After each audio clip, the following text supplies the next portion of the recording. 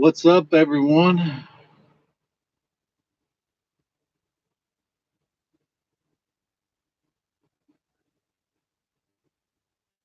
That's probably my beautiful wife there, just now like that instantaneously.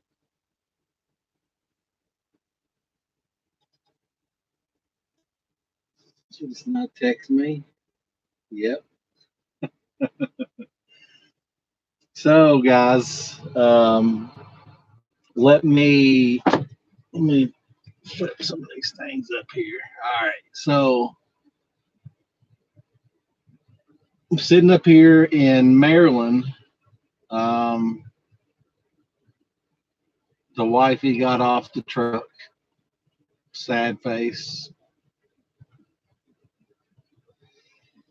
No, she had some business she had to take care of at her job, and some things happened as far as that with her department. So life happens, things change. She'll get back on, but so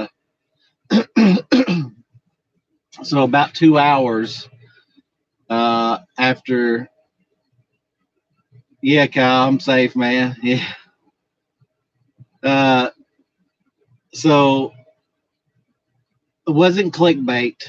So about 2 hours after that, she had. I dropped her off at Indianapolis, and that's about 3.5 hours from the house. So she rented a rent a car and drove home to take care of some business and stuff at the house. So once I dropped her off, I was heading to my 90, which is in New Windsor, Maryland. So I made it about 2 hours, maybe three, from dropping her off. And it sounded like a shotgun, guys. I mean, I'm not exaggerating, man. It was a. I got pictures and a video. I'm having a little bit of internet issues as far as so I plan on when I do home time to bring back with me my internet modem that will allow me to do more streaming and will allow me to download these videos a lot seamless. I'm hoping so, but it was funny because all I heard was literally like boom. It just blew out. I looked back in my mirror, looked at my right side, didn't see anything on my right side. Looked on my left side, and all I saw was tire or the tread just flying in the air. So I was like, all right. I rode for a minute, pulled off the side of the road where it was safe. I had a pretty big shoulder, so pulled over there, and lo and behold, I blew a trailer tire. So what was kind of unique about this situation? Brenda says she's watching. Sorry guys, I got this little small phone up here. You saved? What's up, Jason? Hey there, trucker. Yeah. So I had this situation happen, but it happened. I would say it happened on probably one of the best trailers that could happen on. Really, is because it happened on an intermoto trailer, which those trailers run duals. So it wasn't as bad as it could have been with the trailers that we run, because Prime, as everybody knows, Prime runs the super singles, and so they basically take off the dual uh, tires on your tractor and your trailer, and they put on the super singles, and they say that that saves on fuel. And I'm sorry for that one guy that always gripes and complains. It saves on gas, and they say that it saves on the cost of having to buy two tires versus the one tire. So, with that being said, called into Road Assist, got everything sent over to Road Assist. But I'd say probably within 5 minutes, I got a response from Erica on Road Assist from my QC, my Qualcomm. And what's up, brother? Sounds like you're having a good day. Hey, I'm having a lot better day than I did yesterday. So after she got a hold of me, her message was be an hour and a half for Loves to come out there. And I'm thinking like, damn, an hour and a half, that's quick, because I hear all these horror stories and everything about, how long it is, whatever. So 6.5 hours later, 6.5 hours, not an hour and a half, but 6.5 hours later, I'm having to drive to 16 miles down the road on 70 east to another Love, because the guy, that the technician did not bring a bracket. He said that it was his fault. He assumed that it was this, and he should never assume. He apologized, blah blah blah. He gave me a free shower on my Love reward, though. He did do that. I checked this morning, and he did give me a free shower on there. But anyway, so with that being said, got all that taken care of, pulled into the Loves, and they had the part. Basically, it had broke the bracket where the mud flap that hangs on behind the tire, and of course that's DOT. You got to have that on there. So he basically rigged it.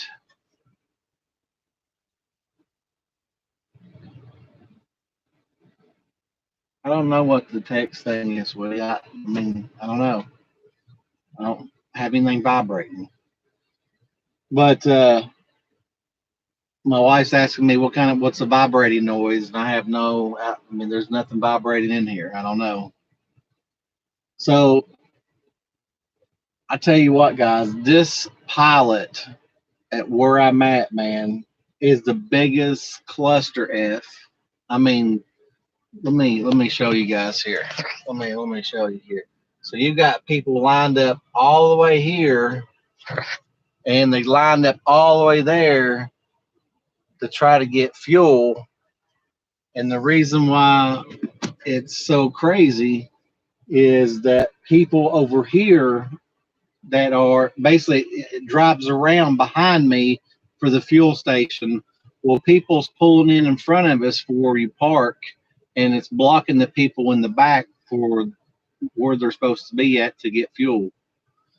So I'm rolling out of here about 3 in the morning, and I'm hoping this is cleared up by then, because man, it is crazy around here.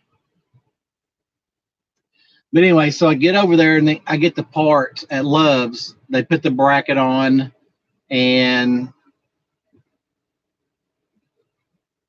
so by the time that the technician got finished with the putting my tire on, I was out of time. I mean, so I sit there. Yeah, I mean, I was done with time. So PC'd it, personal conveyance to Love's, which was 16 miles down the road, and got that taken care of. So by that time, it's about 1:30 in the morning. I had been running that morning since about 5:30. So it was a pretty long day. I was exhausted. I was tired. So of course there's no parking at Love's, at that time of night and everything. So the guy tells me, you can go behind this building over here, and there's like a little cul-de-sac where we send people, when we don't have any parking over here that's been working on the trucks or whatever. There's not a lot of people know about it. And I'm thinking, all right, sweet. So it's about a half a mile down the road. It's out. It's you turn right and you turn to right immediately into the cul-de-sac, but the road itself is about a half a mile to a mile long. So again, it's about 1:30 in the morning. So I get down there and there's four trucks already parked there. So which does not allow me to do my a U-turn in the cul-de-sac to basically face my front end out so I can get out early in the morning because I knew I was going to be getting up, at 4:30, 5 o'clock in the morning and running. So with that being said, I was so tired, guys. All I did is I put my nose straight in there and I backed out in the morning. Um, and that's just, I mean, I was at that point, I was exhausted. I knew I'd deal with it in the morning. So I did, but, it was interesting to back out of there because some of the trucks that were there was gone, and now they were new trucks that was beside of me and alongside the entrance of the place. So wasn't that bad, but it was a little hairy. So that's been my crazy 2 days here, the last 2 or 3 days. It's been a little nuts. But yeah, I got this Intermoto trailer, which if you don't know what that is, basically that's the trailers that you see going down on trains. They stack them up. They go, Mexico or whatever. Typically, Prime, doesn't use too many intermotos, within the states to transport stuff in it, unless it's going to Mexico. So I was surprised when I got this trailer. Actually, when I picked it up at my O1, they told me that, I told them, I said, I got to call my dispatch, let them know it's a intermodal trailer. It's something that's, just a little different. And they was like, okay, we got a email specifically from Brent or whoever to use that specific trailer. And what's crazy is that the that got parking there. What's crazy is that the I picked this up. It had 3/4 of a tank in it, and I just now went in there and used the bathroom. Got me some more Cattleman's links. Checked the reefer, and it has barely moved. So, that's I wonder if they, if they're insulated better, or I mean whatever. I mean, I think they're heavier, guys, because I mean, so check this out. Hold on a second. I gotta show you something. I gotta show you a little something. So I get the trailer, and I'm hoping. So I got the order on. I dropped to my 90 on Saturday, and my O1 was my 90 from Saturday. So I was just basically waiting on that trailer, and was hoping that it would be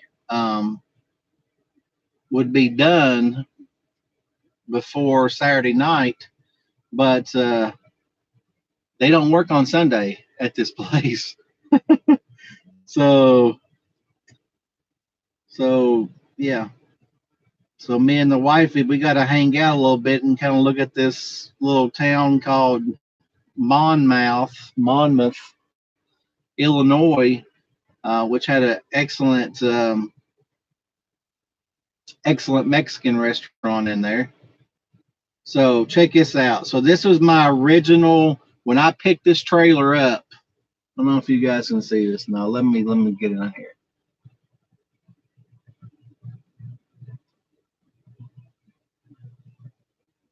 So if you can see that, that was how that I knew it was off, because I mean when you're pulling a trailer, what's up, Harmony?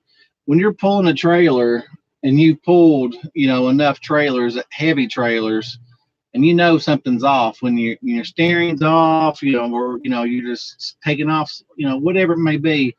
So kind of give you a breakdown. So my steer axles, my drive axles, and my trailer axles. So DOT regulations say that your steer tires, your steer axles should be no more than 12,000. Well, I'm 10,960, so I'm good there, not a problem. So my drive axle, I'm 37,580. So what's up? So DOT says that you cannot have more than 34,000 pounds. So it goes 12 on your steer, 34 on your trailer, or your tractor, and 34 on your trailer, with combined weight of 80,000 pounds. So that's DOT regulations. Well, I'm 79,700 pounds, so I'm under DOT specs there, but my drive axles is almost over 4,000 pounds, and my trailer axles is almost under 3,000 pounds, under 3,000 pounds. So that means you got to slide the tandems, adjust the weight, and do all that kind of stuff. So I did that, and actually, they had a cat scale, pretty close there. It wasn't free; I had to pay for it, but the load paid really good. So I go over there and I'm messing with it for about an hour or whatever, and just couldn't get it right. So a light bulb went off in my head, and I'm thinking, like, I can slide this fifth wheel and I should be good, because what I was getting was the amounts was really close, but I knew if I put more on my steer, because I can almost put 1,200 more pounds on my steer tires, and it would again readjust all that weight, and I think I should be good.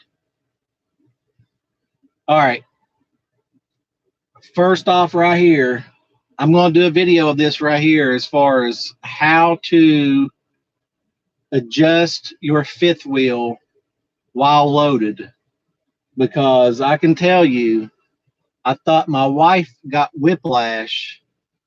I mean, it was bad. When I mean it was bad, man, when I was adjusting this fifth wheel, because I knew it was going to slide, and I was easing. I was easing it out. And man, that son of a buck said, "Bam!"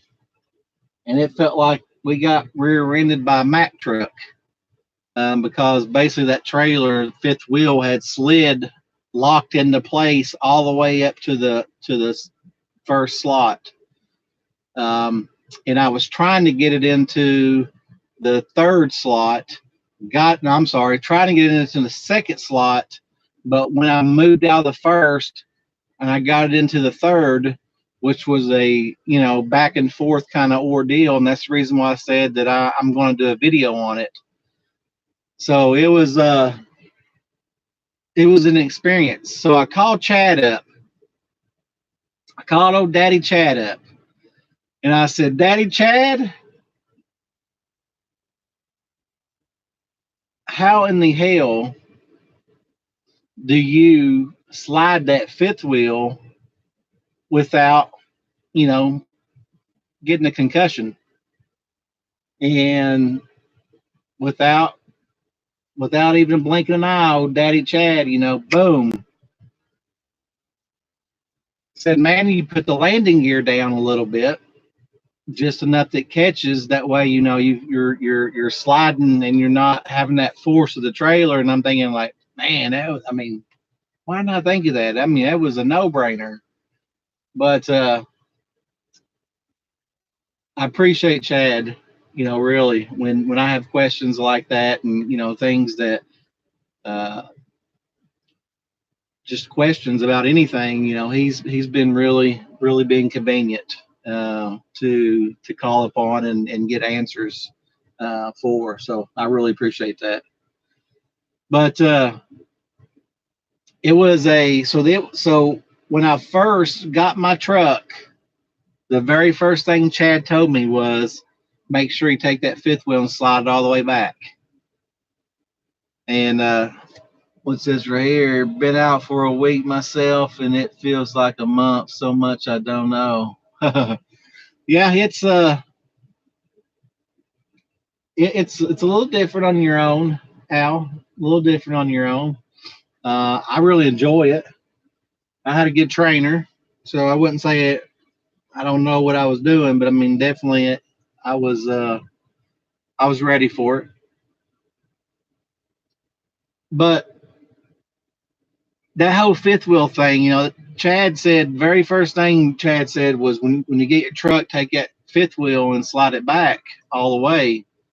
And the reasoning is because the your reefer and your cab, when you're sliding when you got your, you know, you got the fifth wheel slid back, you know, it's like right here, which allows you when you turn, you know, it to turn with you. But now when you slide your fifth wheel up, you're really close, so your turning capacity really diminishes. It really shrinks down. So that was another thing, and it was funny because, you know, I was driving around the yard, and my wife said that, oh my gosh, you're going to run your thing. And I said, what do you? I still got to turn the wheel. You know, I got to drive the truck. And in her mind, you know, she's thinking that I can't hardly turn the wheel. And that's not the case. The case is when you're going and you're doing, like, say, for example, if you're pulling in that cul-de-sac and doing a U-turn without a wide you know, without a wide spot, you're probably going to do damage to the back of your fairings on your tractor, because once you turn your wheel and you're like an L shape, basically jackknife, that's when you start doing damage. So what you got here said I should have a real good idea after 60 freaking thousand miles. Damn, 60,000 miles. Riverboat, are you solo? I mean, did you have to do 60,000 in training? What's that mean?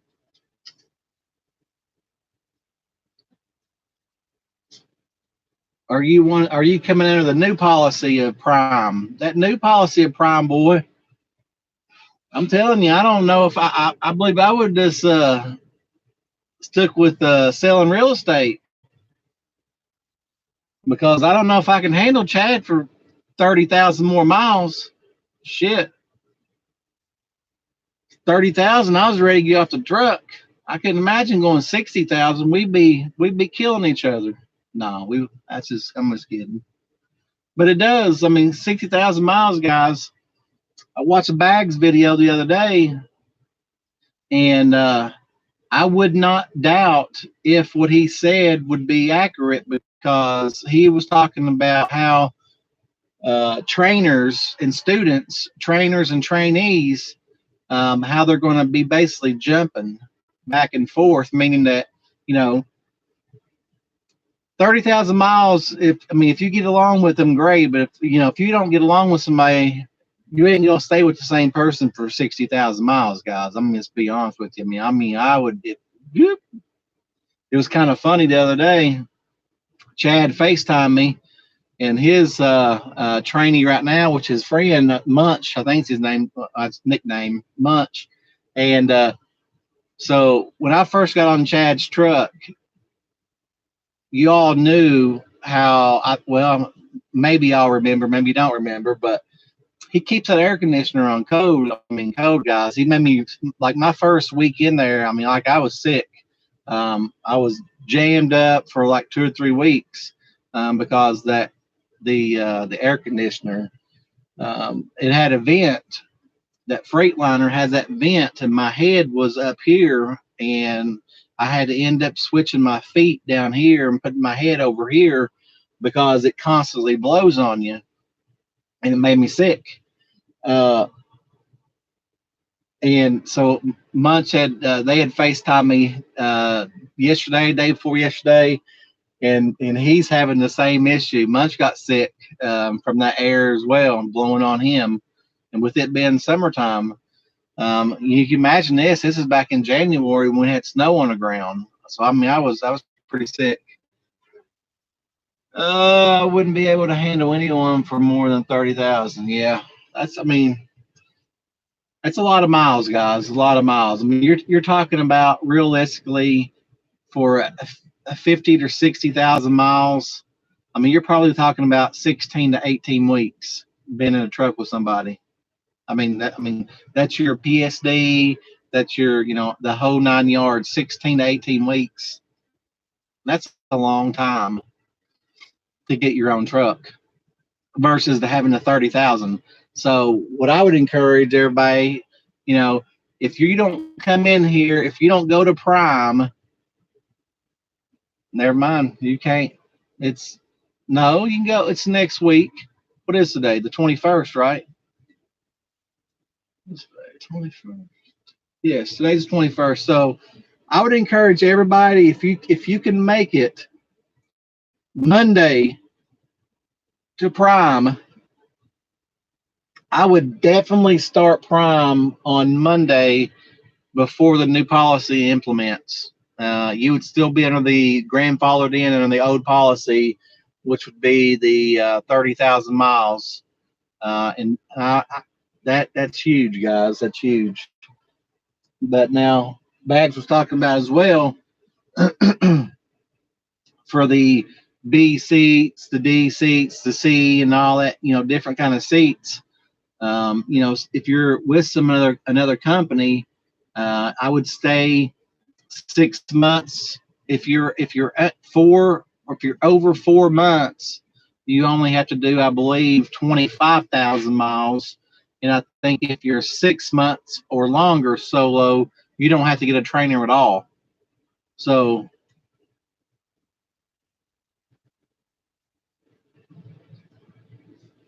I would definitely look into that and get there ASAP. Comparative to coming in on June 2nd or after June 2nd. I think Bags had a good point too with the new mandates. So in February of 2020, the DOT is mandating that you have to have a minimum experience of 2 years before you're allowed to train. And now with Prime, I think you only have to be solo 6 months, then you can start training. So that's going to be I'm looking for a trainer if you know anyone who can train me. Yeah, I'll train you on freaking turning that air conditioner down, getting people sick. Jason, what's up? The DOP is everyone kosher. Yeah, everyone's kosher, man. That's a good thing. The 2 year deal. Yeah. I think it'd be definitely a good thing, Chad, on the 2 year thing. The only thing that was going to talk about was how many companies are going to go away from training, as far as, because I mean you look at Prime. I mean, I would say, and Chad knows this better than I do, but I would say 75. I say 70% of the trainers at Prime are less than 2 years. What do you think, Chad? Is that a crazy statement?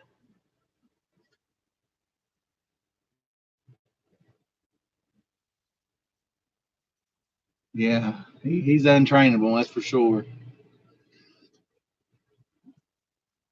But I mean, there's a pretty high percentage. Let's see, I'm good, Harmony, and I would agree with that. Yeah. So the majority of trainers at Prime, I would say, are and they're needing trainers. I mean that's the reason why guys. I mean that's the reason right now that they've not only pulled out of California and Florida, um, but I mean Bags was talking about they had like 743 trucks more at this time than last year at this time.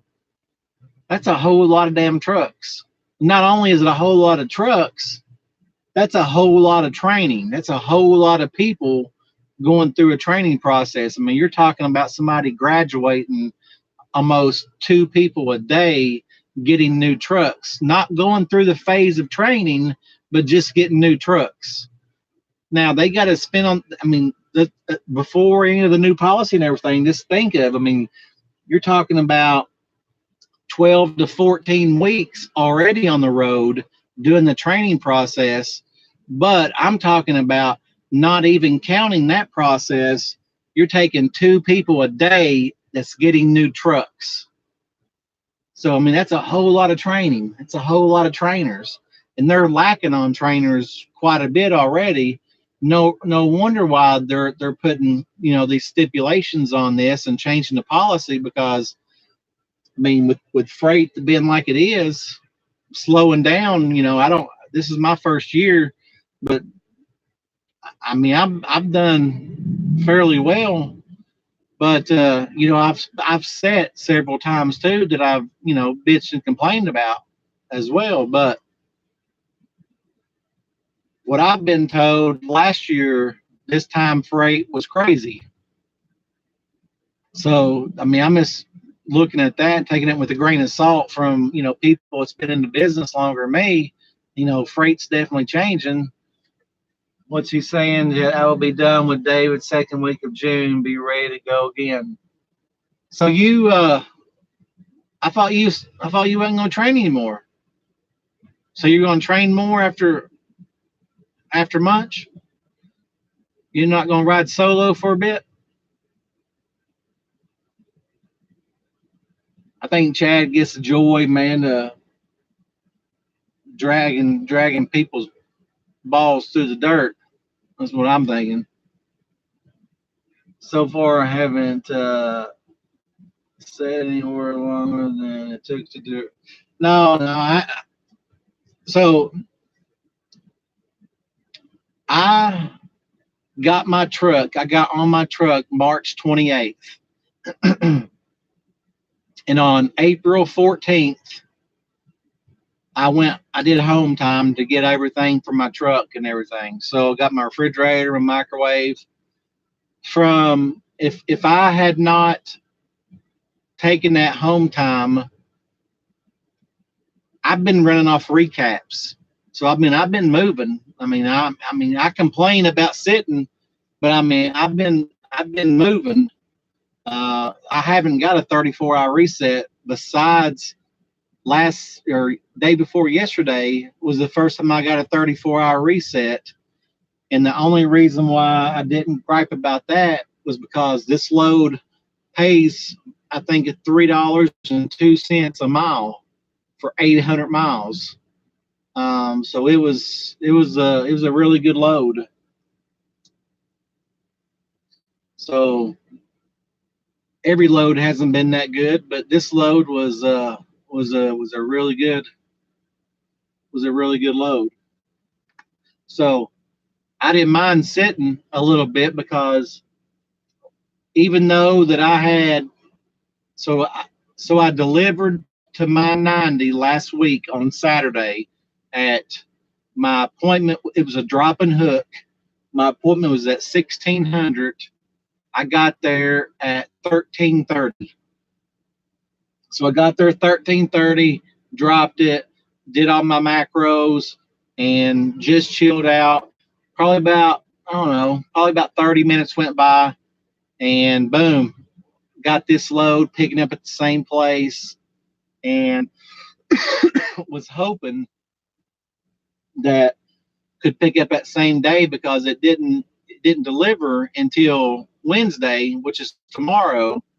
So I mean, I could have just really kind of baby stepped it in here, but it was nice to have some downtime with the wife and kind of hang out with her, played some pool.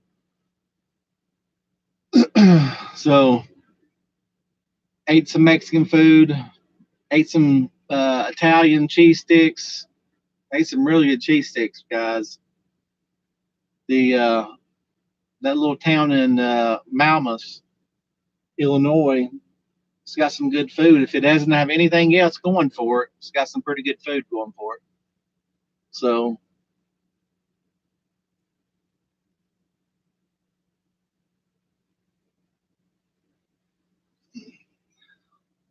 right now I am on what should be a team load, 2,300 miles. Delivers on Monday. Picked it up yesterday. Nice. I guess you're going out to California, Al. Is that where you're going to? Or are you running from California to the East Coast?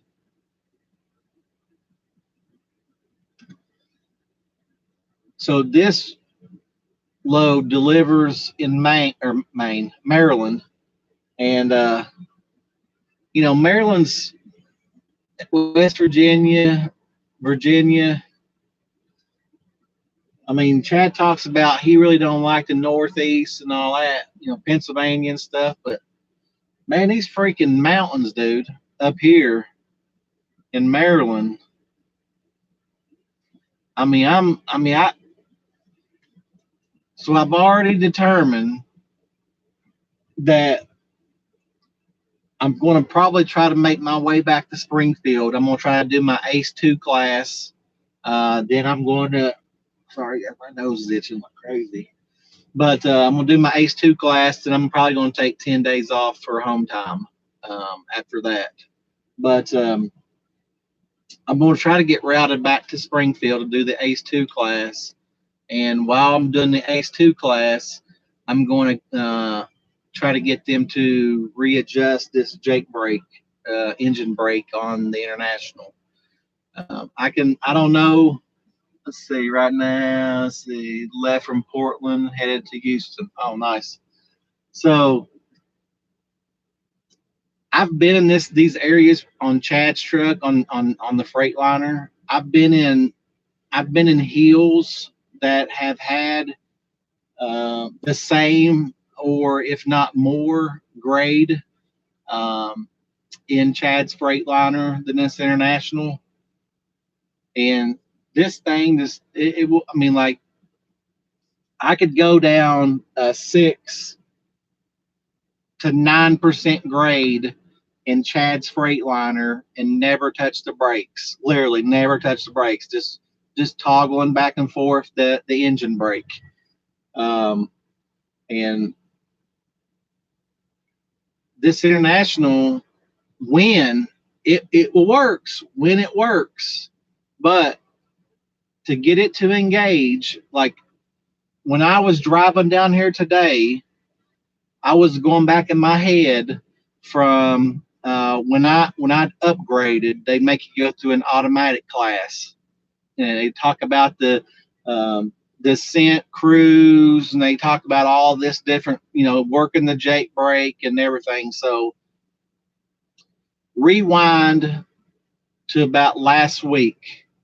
After the engine brake, I felt like it wasn't engaging properly. When I say engaging properly, it's the way that Prime has it set up. They basically set up the specifications of when and how your Jake brake works. That's just how it works.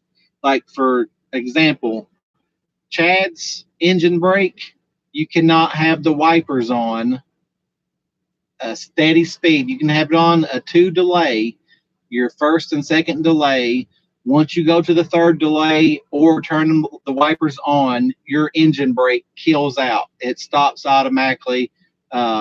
Your cruise stops out automatically. When you have your Jake brake on, you cannot set the cruise control on. And it's everything's opposite on the International. I can run with my wipers wide open on cruise. I can have my Jake brake set, don't affect my wipers. I can have my Jake brake set, doesn't affect my cruise control, and it does not engage until you hit the brake. So you can literally ride with your engine brake down. It won't be on. It doesn't engage until you hit your brake. So so I called the International. So we have the dealer people sit in Prime for the Freightliner, International, the Peterbilt. They all have a placement at the Prime Millennium building in Springfield.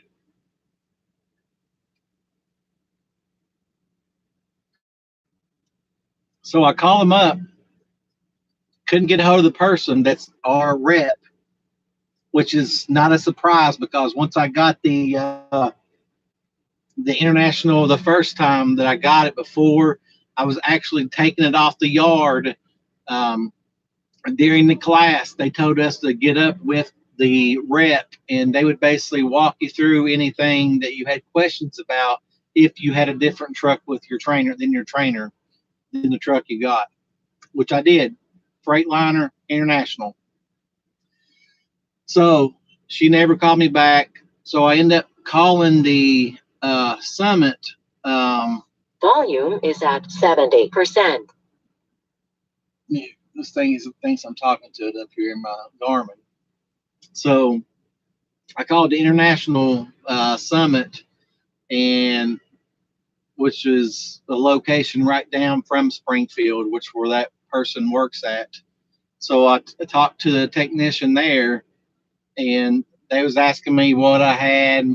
So evidently, the International A26 is what I have.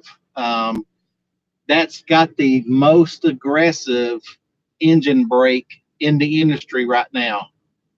Now, that doesn't mean anything if it's not set up the way that, you know, if you were to go buy a brand new one and just take it off the lot. So the guy says that Prime, the way the specifications is that, he was talking about how um, if I were to put it in, because there's three levels of the engine brake. And he said that anytime that I hit the third level, going down any type of grade and hitting the brake, it should pretty much stop me. Well, I knew that wasn't the case back, weeks ago when I went to West Virginia and in Virginia area, and I had a 42,000 pounds. Well, this one's I think almost 45,000 pounds, and it doesn't hold it, guys. I mean, and I think that that's just a safety thing for me, that the guy told me that either somebody didn't set up the specifications correct or something's wrong with your Jake brake, your engine brake. So when I go back to Springfield and do my 8th class, I'm gonna have them look at that. What I'm gonna tell them to do, I'm gonna ask them to do, is if they can set it up, however that I can that that the Freightliners are. When I say Freightliners, I'm gonna say 691260. I want it very similar, the engine brake, to be what that one is, because I feel like if I can control it from without hitting the brake, it's set up the way it should be, or the way that I was trained anyways. So, but for me, if you're going down a 6% grade and you got heels over here the way that Maryland has heels in West Virginia, and you're having 45,000 pounds, and you're talking about the speed limit's 45 miles an hour, guys, you can jump up to 70 like that. I mean, just boom, like that. I mean, in a heartbeat. That seems crazy. My third level never even engages. What do you mean never even engages, trucker girl? What do you drive? You have a Freightliner? What do you have?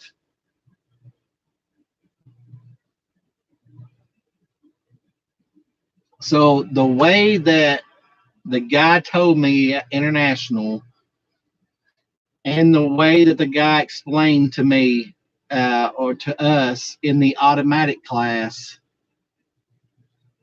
at Prime is, you supposedly, these newer trucks should have a what they call a descent cruise control, DECENT cruise control, meaning that if I'm going downhill, I could set my cruise control on whatever speed I want it to be in and set it with the Jake brake, the engine brake, and it would never move from that. It would never fluctuate from that speed.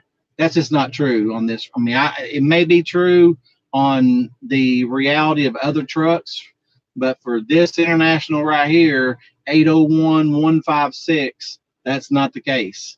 Because, I mean, I've messed with it from trying to set the cruise on the descent cruise control. I've tried to jam on the brakes, set it, and it's just, it doesn't work. International 2019 kicks off when I go to the third level. Huh. I would get that looked at. I mean, I really, unless you're going down a 6 to 9% or more, grade, you really don't need the third unless you just kind of really speeding and you need to drop it down and to the third, then back it to the second. Um, I went down some pretty steep mountains. I don't know what they're called in Pennsylvania on Chad's Freightliner. I mean, I went down um, Tallahatchie, whatever it's called, in Donner Mountain. Went across it. I mean, and I never would hit the brakes once by just using the engine brake. And that's what really blows me away by this truck. I mean, I love you can do the different things while you got your engine brake on and cruise on and all this stuff. But the reality is, if I hit my engine brake and it doesn't work, that's an issue. I mean, that could be a safety issue. What's he saying here? I have a 2020 Freightliner, and it's set up like my instructor said. The only real difference is the cruise control is locked out by the wipers being on. Yep. I only use one or two unless I'm really needing a third, but I run east a lot and get to see some decent, decent grades. Yeah, I mean, that's when you're out here. I mean, when I was in West Virginia a couple weeks ago, maybe a month ago, whatever, guys. I mean, I think I hit over a 12% grade, and I mean, I was hauling 43,000 pounds, and I mean, I was jamming my brakes, guys. I mean, I was on my brakes a lot, just because my engine brake. That's my only thing is, I mean, I don't want to not only want to use up my brakes, but I ain't trying to get no fire. I mean, I've seen too many videos with your brakes getting so hot that they just burn out. It says, I'll see.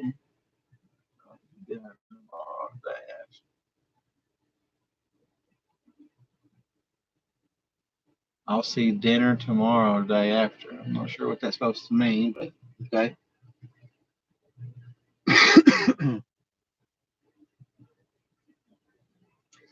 But that's my only thing.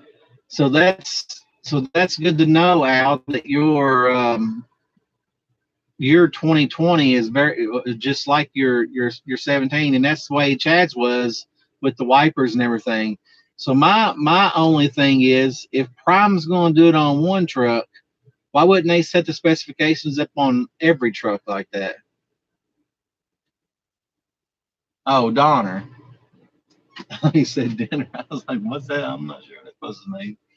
Yeah, I mean, that's a beautiful place. I mean, I'm going from Twin Falls to Stockton. I mean, it's a beautiful area. I mean, I gotta see it in the wintertime. I mean, I can imagine what it looks like now, but I just if the specifications, I mean, I get it, different trucks and different things, but you would think the engine brake overall as an industry would be very, very similar. On every truck, Volvo, freight, Kenworth, whatever it may be. I think that, you know, the engine brakes, to if you can control that versus hitting your brakes. Now, within reason, I mean, I don't expect you to be going, 70 mile an hour and throw on the engine brake and stop you. But I can tell you that if you're, I don't know what mountain that it was, but it's in California, and it's on the, I think it's on the 5, and the the truck's speed limit is 35, while everybody else traffic is 70, and you're in the right lane. That's how big of a hill it is. Now, you would get, if you did not use your engine brake, you're going to jump up to 70. I mean, like that right there, doing 35 mile an hour. But in my perspective of the engine brake, is that if I'm at 35 miles an hour, I should be able to maintain that or 5 over without ever touching the brake by just using my engine brake. I'm picking up the Chilani tomorrow. Yeah. I think actually that's what I think we did that as well. The yogurt. We did actually, I think 2 or 3 loads of that while I was in TNT phase. But that's what I'm talking about as far as being able to use the engine brake properly. Because when I was talking to the international guy at the summit, at the dealership, he said that no matter how fast I was going, this A26 engine brake on this international, the strongest in the industry right now as far as engine brakes, should basically stop me at any time within reason. But I mean, definitely slow me down and be able to stop me. And I mean, I went down grades today, man. I mean, just rolling with I mean, third thing on, and it's still jumping up 10, 15 miles over what I was set it at. I would pay decent if I wasn't deadhead 600 miles. Damn, man, it's a big deadhead.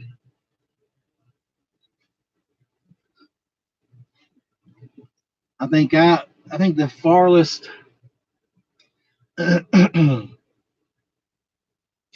think the farthest deadhead I did was 600 miles. I went to from PA to Michigan.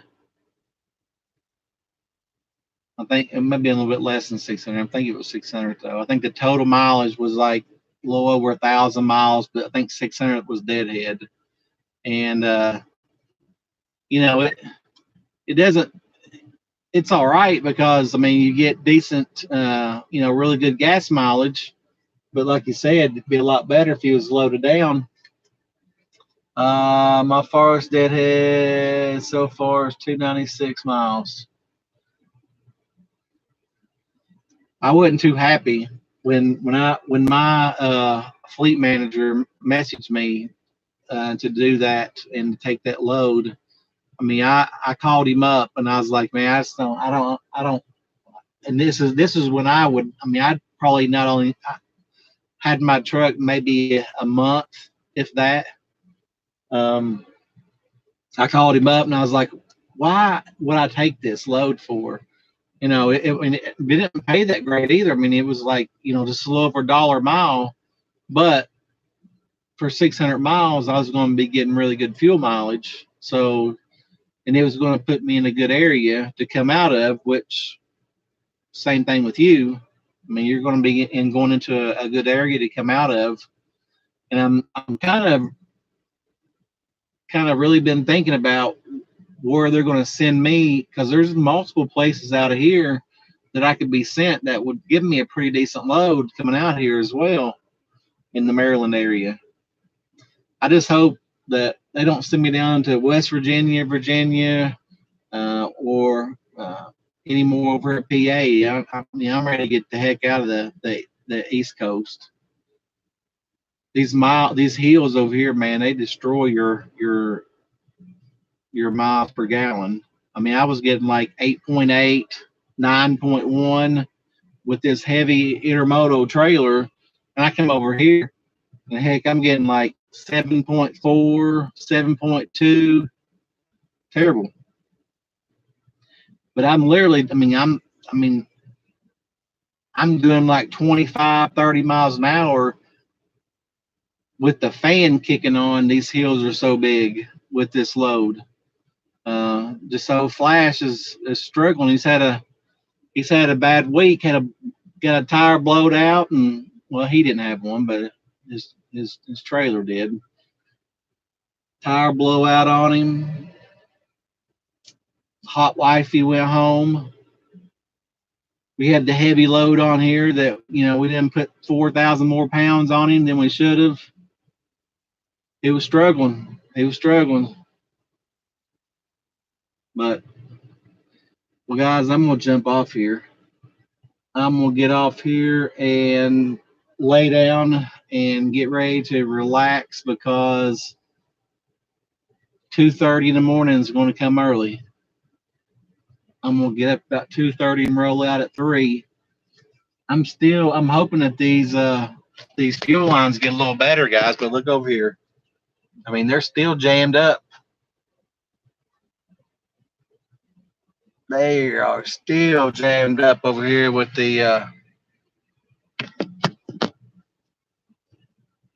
fuel pumps. But y'all be safe, be good. I got some good videos once I get some freaking my hotspot. That's what happens. My hotspot runs out, and it just it's not keeping up with the videos and the streaming and the downloading like it should. So yeah, be good, be safe, or at least be good at it.